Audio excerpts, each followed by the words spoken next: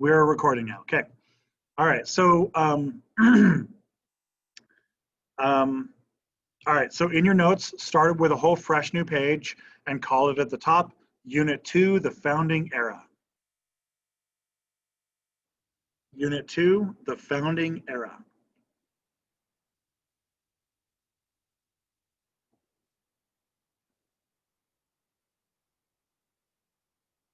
Okay. So a whole new page. Unit 2, the Founding Era. Oh, hey, did you guys send me your notes? I think Shivani and Eric both did. Anika is also one of my students, right? Anika, I do not think I've gotten your notes. Okay, double check it when we're done. Double check when we're done. Okay, so, all right, so this is our founding era. We are moving into the time period that's going to be, the American Revolution, and then making the Constitution, and then the first couple of presidents, right? This is our founding era where we're deciding that we're going to be a country. We're deciding that we're going to be independent, okay? So the question, because we know the ending, spoiler alert, we're going to become a country, right? So the question that we have before us is, is this an inevitable thing, right?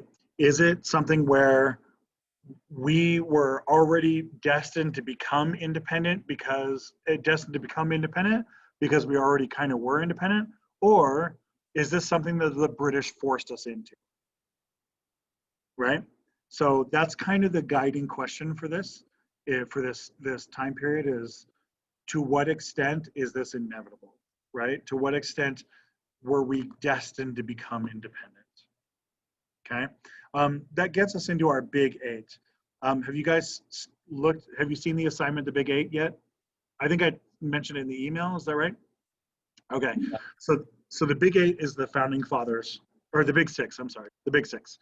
The big six is the founding fathers, and you need to get that done. It's due by next Wednesday, okay? Where you need to address what the six men did prior to the Declaration of Independence, what they did between the Declaration of Independence and the crafting of the Constitution, and what they did afterwards, right? And then you have to make an argument of what six should be included in the big six, okay? The reason why we picked these guys is because of great man theory of history. It's one of these dominant ideas of history, the great man theory of history. Okay, it's this dominant idea of history that says history is driven by the actions of extraordinary individuals. History is driven by the actions of extraordinary individuals. Right? This is a pretty classical way to view the world, right? Where you would look and you would say only Napoleon could have conquered Europe, or only George Washington could have unified the colonies, or only Hitler could have committed the Holocaust, right? That you have this idea there, okay? This is a very, very popular idea, and it's an idea that especially as IB students, when you guys start writing your history IA next year, when you guys start writing your EE, if you choose to do a history one, you're going to need to address different types of history, including great man history.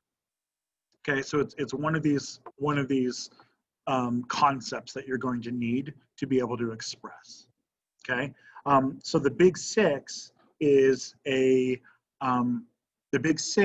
probably our best example in the United States of great man theory, right? Because we have these six dudes who are super, super important, and they drive all of the events of their time period, kind of, right? That they are these like transformative figures. If George Washington dies as a baby, like let's say he gets yellow fever when he's like 3 years old and dies, do we still have an America? Do we still have a revolution? Maybe. If we do, what does it look like? Right? Do we still have a democracy, or do we maybe just make a new king? Right? These are questions that we're not 100% sure of, right? Is Washington a unique man who forms the country, or was Washington just the product of social forces that existed at the time?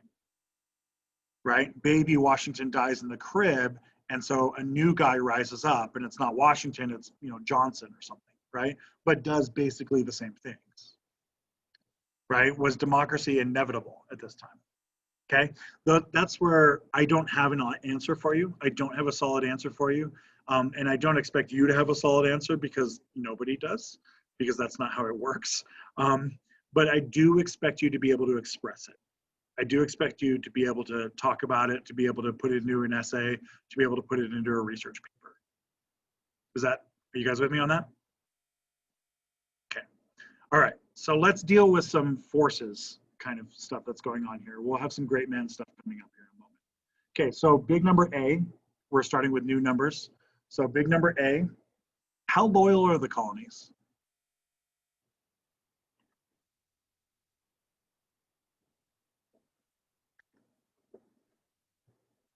Yeah, Anika, just double check your mail after, maybe I'm wrong, but just double check that you sent me your notes. All right, so so how loyal are the colonies, right? At this point in time, this is like the 1750s, 1760s, and in this 1750s and 1760s, and we're asking ourselves, is this a British colony, or are these Americans, they just don't know it yet, right? If you were to ask the Americans, they would all tell you that they're English, except for the Germans and Swedes and Native Americans and slaves, right? But all the other ones would call themselves English for sure, right? And they would definitely say that they're loyal. But if you scratch the surface just a little bit, you can see that maybe they're kind of lying to themselves, right? That we're not 100% loyal to begin with. We have a long history of different things that are involved with us not being terribly loyal. Okay. All right. So first off, weak crown. Okay. So within big number A, we're going to go number 1, right? A weak crown. England has a weak king.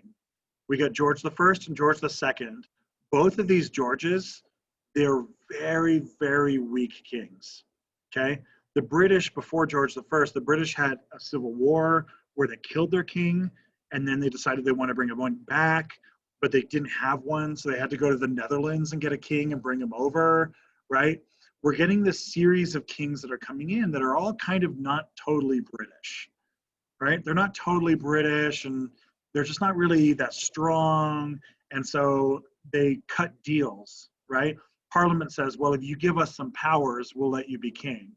And so they say, okay, and they cut the deal, and they give Parliament more power. We have a weak king. George I and George II, George the First and George the Second are neither of them are very important. They're both mostly important in the fact that they're just weak. They just don't know what they're talking about. They just are just kind of weak. Okay. George the Third is the one that we really care about. George the Third, as far as we can tell, I'm not using this term I'm not saying this as a metaphor. He was crazy. Like, we mean he had actual mental illness. He might have been schizophrenic. We're not 100% sure, right? The term schizophrenia doesn't exist at this time period. In fact, mental health doesn't exist at this time period, right? The concept that somebody could have a mental illness just doesn't exist, right? So we know today, looking back on things he does, looking back on writings that people would write about him and stuff, he looks like he has some severe mental illness, okay? He's incredibly cruel. He's incredibly cruel to people. He's mean. He's nasty to people. He really overreacts to stuff, and he reacts in a way that is really unpredictable, where he like hurts people for no reason. The Americans are going to come to call him the Tyrant King George, right? They're going to call him the Tyrant King. In fact, he's such a bad king that the British retired the name George, and no future king can ever be named George because he was so bad, right? He's a really bad king. One of the worst kings in all of British history, maybe the worst. And due in no small part to his mental illness, right? So the crown is very weak. The next one, number 2 here, is London neglect. If you think back to Unit 1, How often did I talk to you about London controlling Virginia and Plymouth?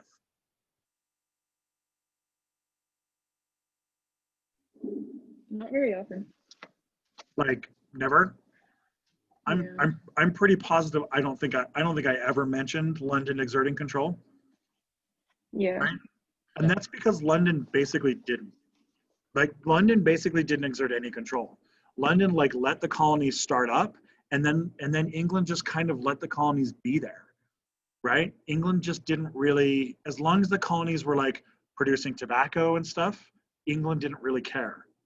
As long as those ships worth of tobacco and the ships worth of sugar, tobacco, sugar, rice, indigo, as long as those ships, excuse me, as long as those ships were coming back, England didn't really care.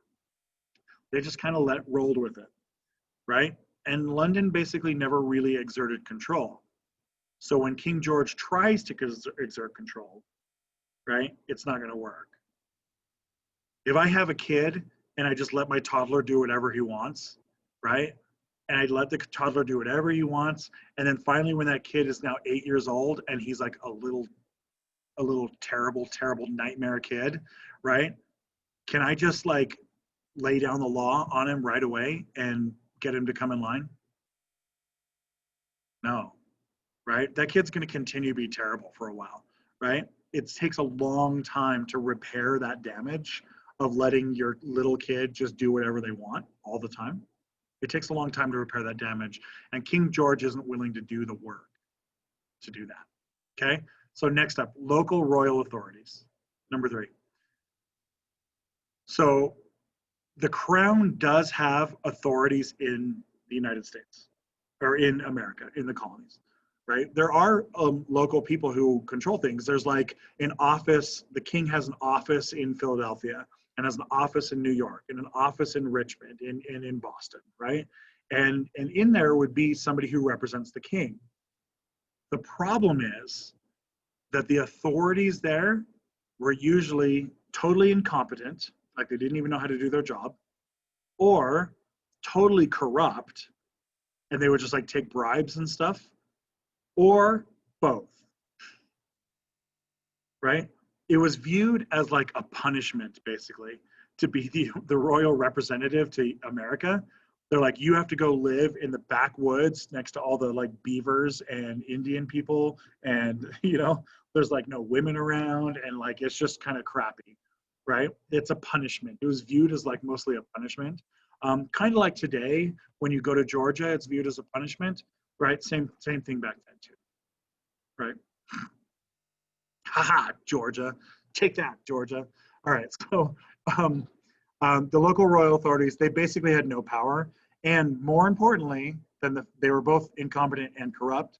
More importantly than that, the Americans did not give a crap about these guys. The Americans did not even recognize them as authorities most of the time. The Americans just ignored them.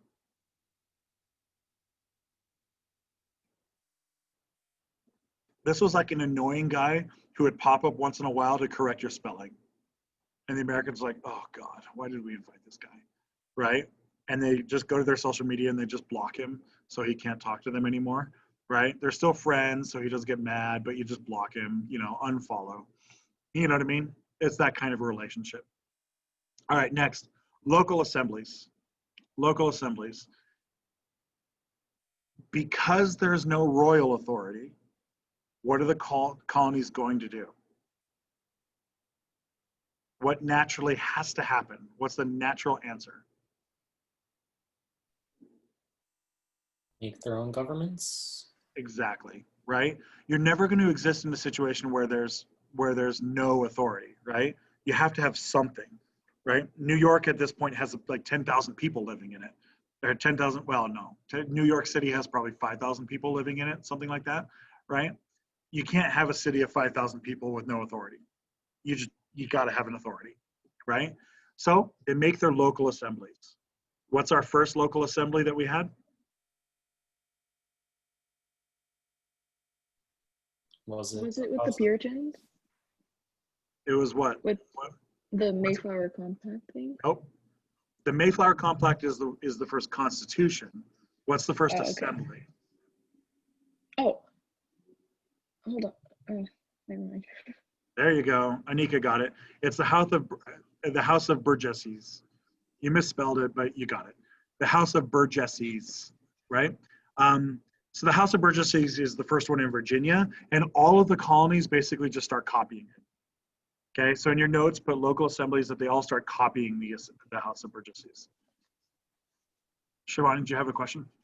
Yeah, how do you spell that?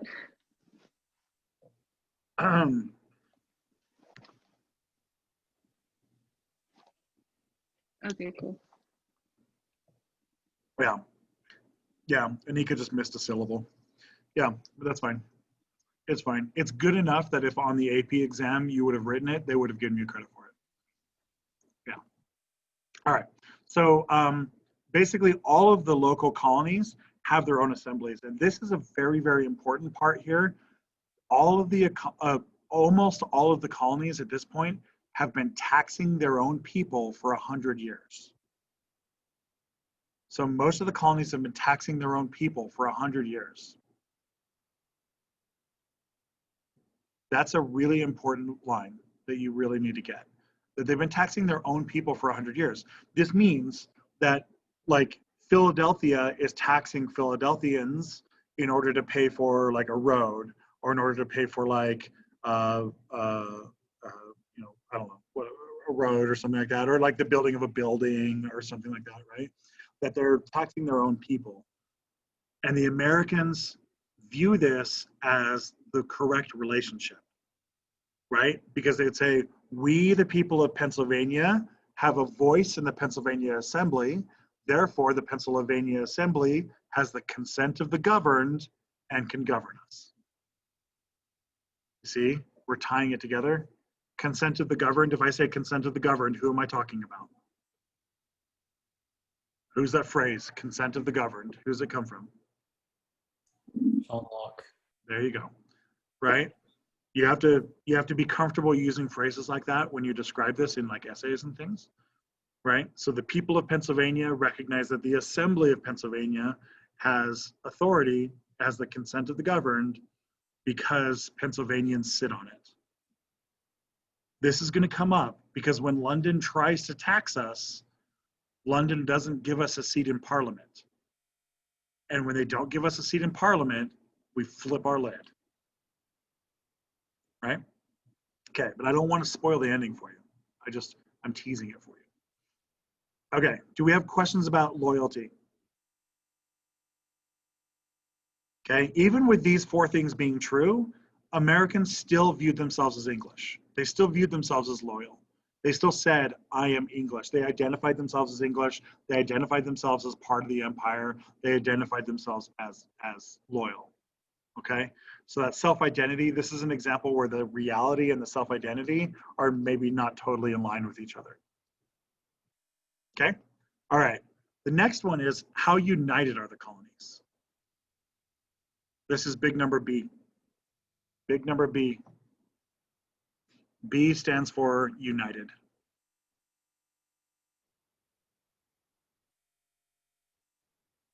Oh, dang. I could have said B stands for Benjamin Franklin. Ah! Oh, well, missed opportunity. All right, so for the most part, the colonies are not united. Okay, the colonies view themselves as separate, right? If you ask them, are you 1 or are you 13? They say, we are 13.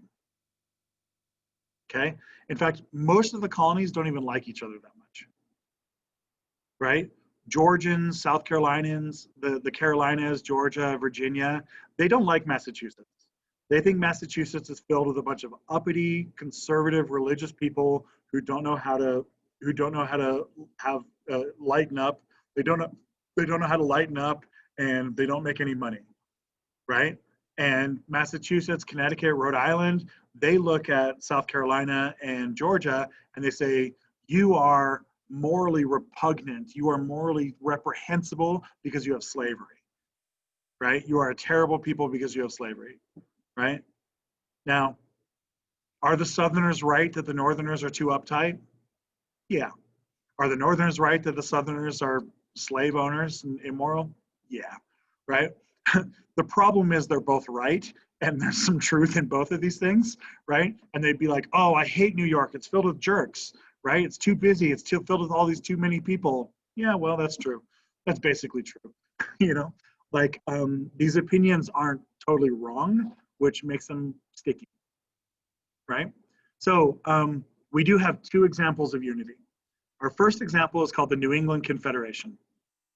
The New England Confederation in 1653.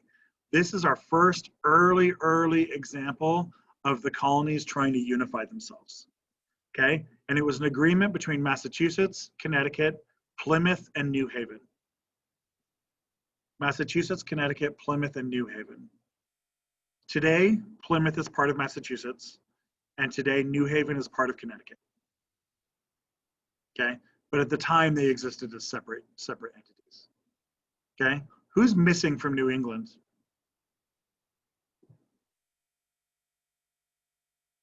Rhode Island. Rhode Island, right?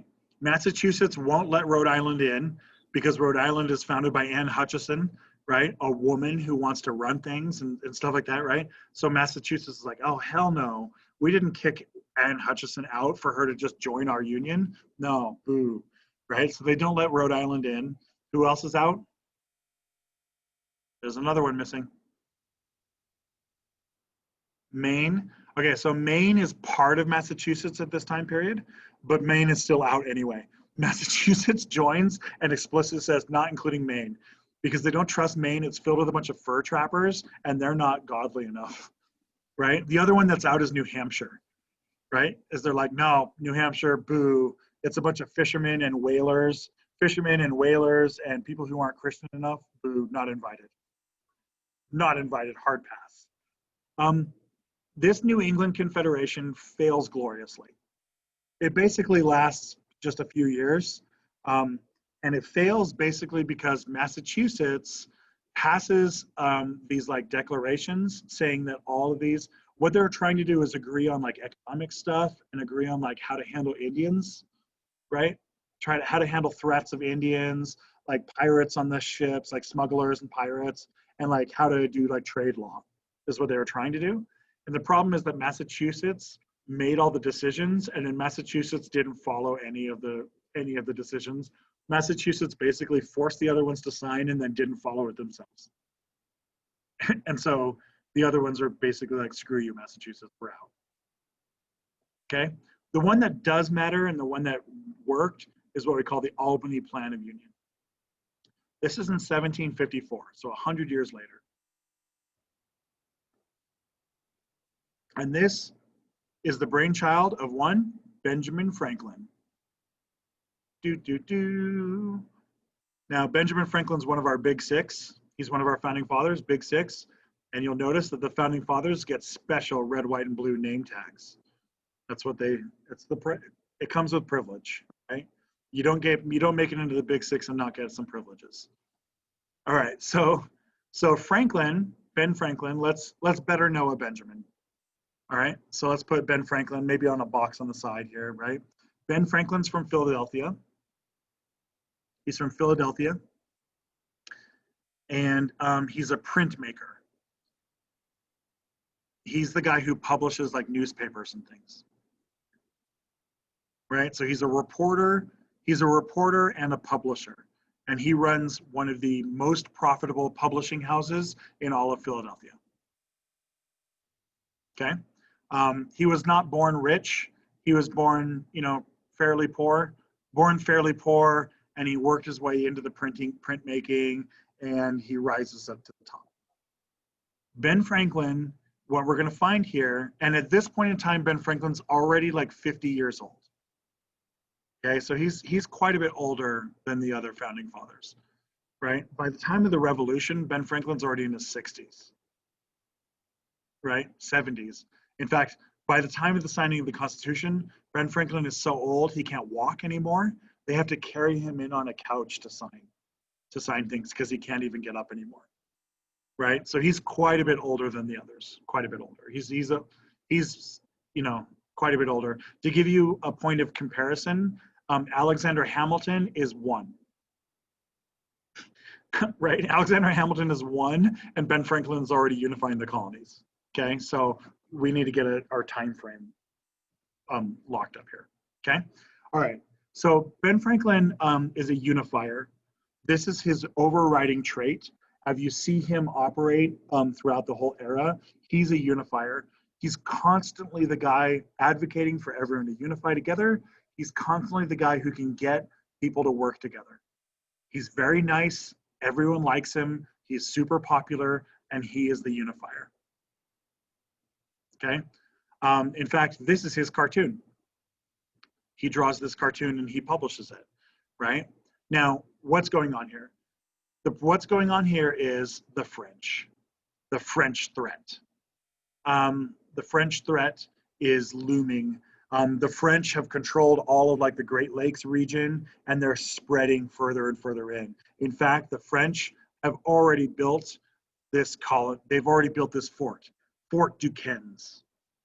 They've built Fort Duquesne's in what is today Pittsburgh. Today we call it Pittsburgh, Pennsylvania. So the French built Fort Duquesne, and the French also have a huge alliance of native tribes. Right? Remind me, one of you guys chime in, compare the way that the French treat Native Americans and how the British treat Native Americans. Giovanni, what you got? What's the difference between them? Well, the French are nicer than the Okay. British. The French are generally Like- nicer to the Indians. Yeah. What else? Yeah. I think they like intermarried with the Okay. natives, so they Okay. can- Quite often, not always, but quite often they do, right? The French actually are doing a pretty good job of converting a lot of the natives. A lot of the natives are becoming Catholic, you know, and the French aren't like doing it through bloodshed like the Spanish do, right? The French are like converting people the way you actually convert people, where you like are nice to them, right? Yeah. So the French have a pretty big network of Native Americans at this time, and the French are expanding into what the British consider their own territory. Okay, so this is Pittsburgh, Pennsylvania, Fort Duquesne. Ben Franklin says, we need to unify or the French are going to beat us, right? The French can beat Pennsylvania, the French can beat Virginia, they can beat Massachusetts, but they can't beat all of them together. Okay, these are the states that signed the compact: Pennsylvania, Maryland, New York, Massachusetts, Connecticut, Rhode Island, and New Hampshire. You'll notice who's missing.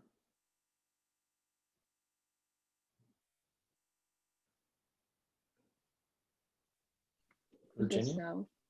Virginia's the big one missing, right? Virginia's the big one missing, but we're also missing the Carolinas and Delaware and Georgia, right? We're missing all those southern states. The only slave state here is Maryland.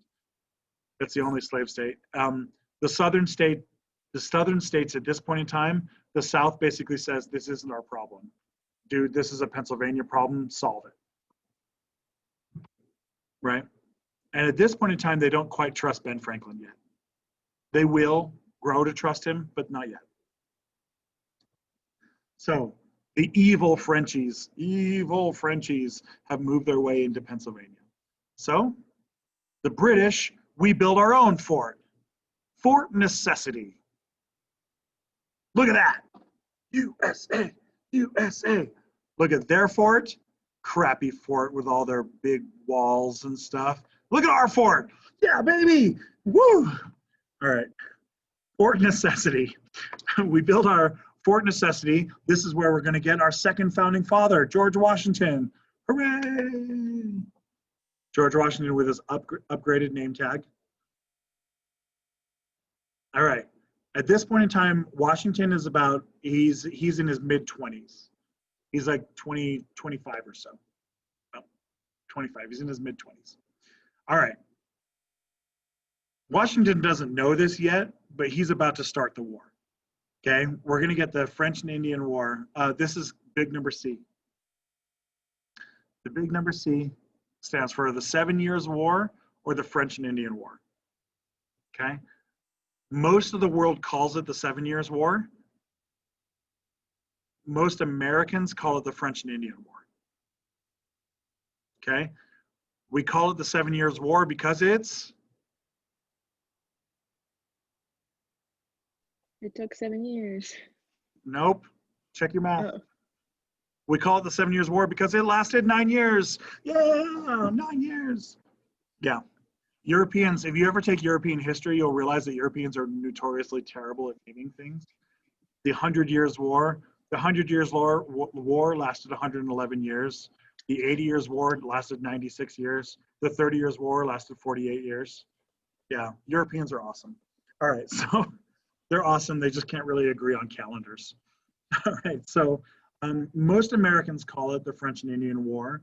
About 30 years ago, 20 or 30 years ago, Americans started changing it and calling it the 7 Years' War. You need to know that they are both the same war. Okay? They are the same war. They are not different wars. Okay? The 7 Years' War is the World War. Okay? A lot of people argue that this is the first World War. World War Zero, right? I've heard people call it that, right? That this is the first World War. And the reason why is because battles are fought in Europe, they're fought in Africa, they're fought in North America, they're fought in the Caribbean, they're fought in India, right? This is where the French get kicked out of India. Yeah, this is the beginning of the takeover of India as well. Yeah, so this war is fought all over the place. The war is fought all over the place, and so it's the first World War. In America, the French and Indians are the ones we're fighting. We're not fighting like Germans or anything like that, Prussians, Germans, Swedes. We're not fighting any of those other people. Cool? Does that make sense to you guys? Right? It's very important that you recognize that it's the same war. Don't get tripped up on that. All right. George Washington, he's at this point a colonel. He's a colonel in the Virginian military. So let's better know a Washington. Let's put him in a box on the side. Washington is from Virginia. He's from where we would today recognize it as Washington, D.C. He's from pretty close to Washington, D.C., just south of it. Mount Vernon is where he's from. Mount Vernon. And Washington was born into money. He was very, very wealthy. He was born rich, and he was born into one of the richest families in Virginia. Okay? He inherited a very large plot of land, and he owned dozens and dozens of slaves. He owned dozens and dozens of slaves. He owned a pretty large tobacco farm, one of the largest tobacco farms in the areas. But Washington didn't want to just be a planter. Washington wanted to be a general. He wanted to be something bigger. So he joins the army to serve his country. And at this point, serve his country means Virginia. Okay? He brings out Fort Necessity, and the French attack. He actually attacks the French from Fort Necessity to build this fort, and he gets his ass handed to him. He loses bad. Now, there's some things that you need to know about Washington. First of all, he's really tall. The average man at this time period is only 5'3". That's the average, 5'3" or 5'4". Okay, Washington is 6 foot. Okay, so that would be the equivalent today of somebody who's 6'6", 6'6", right? So he's really tall. He's really, really tall, and he's really imposing. The other thing you need to know about him is that he's probably the best horseback rider in all of Virginia. Maybe the best horseback rider in the entire colonies. He's very, very good on a horse. Very good. People writing about Washington oftentimes cite him as being like the best horseback rider ever, like in American history, right? Now, he is this famous horseback rider, and he's a tall man, and so like troops will write about this where they can see him in the battle, they can see him in the front of the battle fighting and stuff, right? He's so tall and he's so good that he stands out, right? Everyone can see him, and it's this point of honor and this point of inspiration that they can see him out there. Okay, I'm exaggerating slightly for dramatic effect, but not that much. If you read documents where people talk about Washington, they talk about him like he's a god on earth. Like, no joke, they talk about him like he is, you know, some kind of holy creature. All right. Washington loses this battle badly. During the battle, his horse gets shot out from underneath him. His short horse gets shot and killed, and he continues to fight. And this is very important. As he's fighting, bullets go whizzing through his jacket. Right, his coat is, you know, flailing in the wind, right, and it gets shot. He gets bullet holes in his jacket. He goes back. He goes back to Virginia, and he goes to the Virginia leadership, and he tells them what happened, that the French took over Fort Necessity, and that he almost lost. He retreats with his men. And he loses like 2/3 of his men and retreats and saves the last third. Okay, and they all start to look at him not as the man who lost, but as the man who saved those third of the men from the evil French. Right? And this ties into our idea of American exceptionalism, right? We're uniquely blessed by God. Well, so is our holy warrior.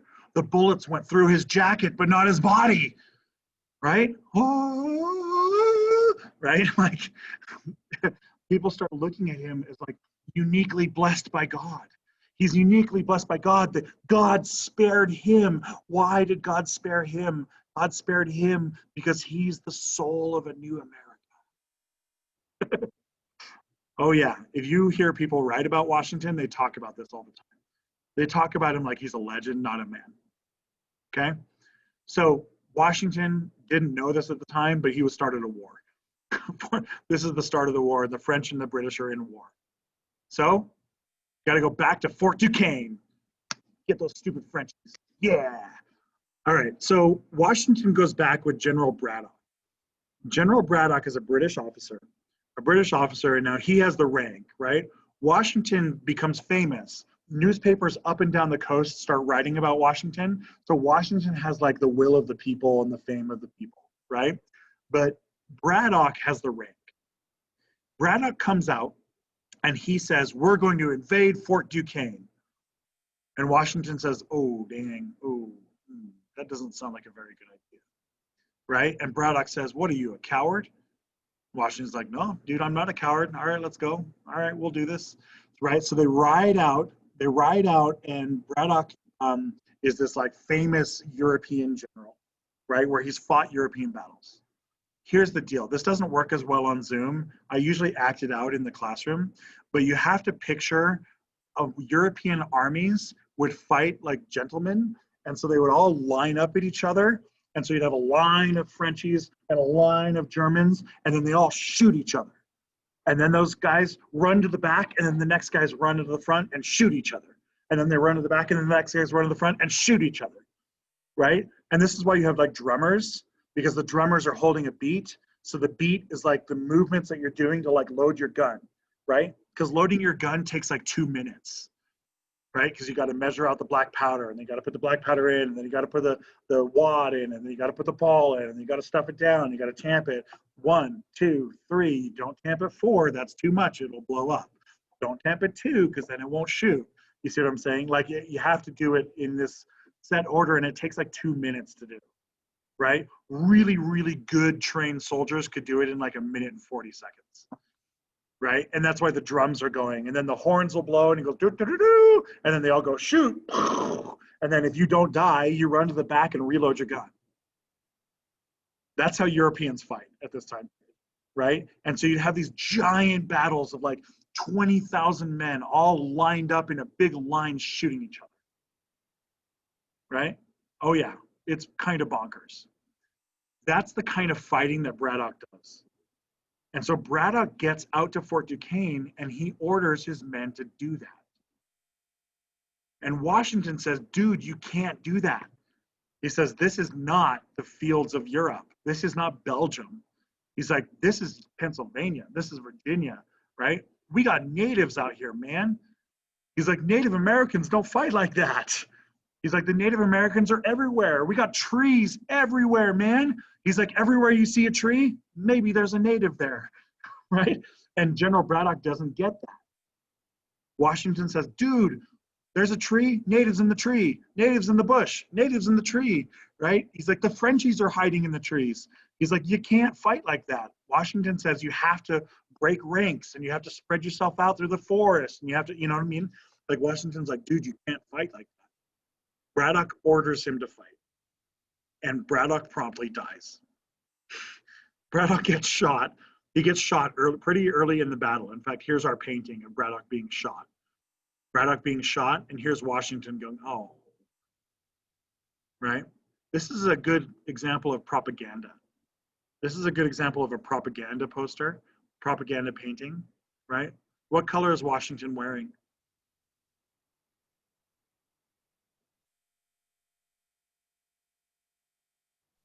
Red, white, and blue. He's wearing red, white, and blue. Most importantly, he's wearing blue. Blue is the color of America, right? Blue is the color of the rebels. Red is the color of the British. Oh, yeah. Now, in actual history, what's the likelihood that Washington wore blue? He didn't. He wore red. Washington was a loyal English soldier at the time, right? But the painter puts him in blue because the painter says, even at this day, Washington was so blessed by God that he knew to wear blue because of America, right?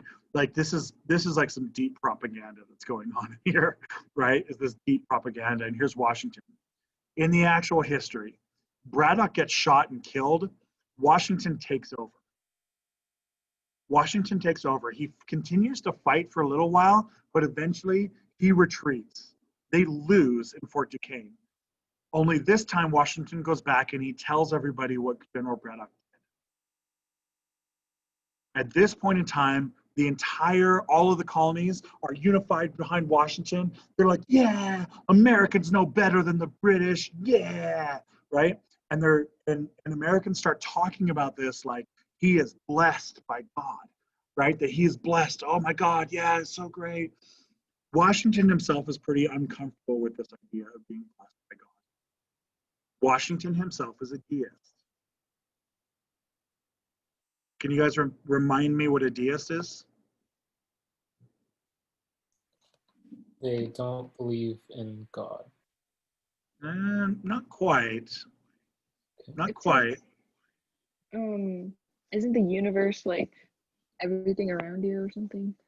Like the Big Yeah. Bang? Do is they God? believe in a God? Yeah. God left you to do what you want. That's right, Anika. Right? God basically started the universe. He basically is like, boop, starts the universe and walks away. Right? God doesn't love you or care about you or interact with your life. God doesn't send his son to the earth or prophets or anything else. God is basically like a force of nature. Right? God loves you the same way gravity loves you, which is to mean it doesn't. you know? So Washington is a deist. By all accounts, he's not a Christian. He's a deist. So he's actually pretty uncomfortable with this stuff, but he's also a smart man, and so he just lets it go. He just lets it go. Okay, so the war continues, and eventually what ends up happening, the British Navy comes in here and takes over Montreal. Montreal is the only real city the Frenchies have. It's the only real city. The Americans continue to fight all along what is today Pennsylvania and New York, and Washington takes troops out again. But the real one that matters here is the Battle of Montreal, the Battle of Quebec, and that's where the British take it over, and we win. USA, USA. I need your help on this, guys. Come on now, we just won the war. USA, USA, USA. All right. So we win the war, and Washington is a great hero. Okay? Franklin was right. We had to unify. Washington is the great war hero. Okay? We're going to stop here. We'll talk about the results and the aftermath of the war next time. This is where I stopped with the class in class. All right?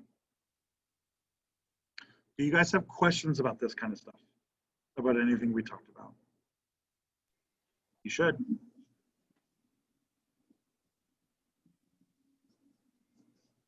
Are we caught up with the class now? Yeah. Cool. All right, I'm going to stop the recording.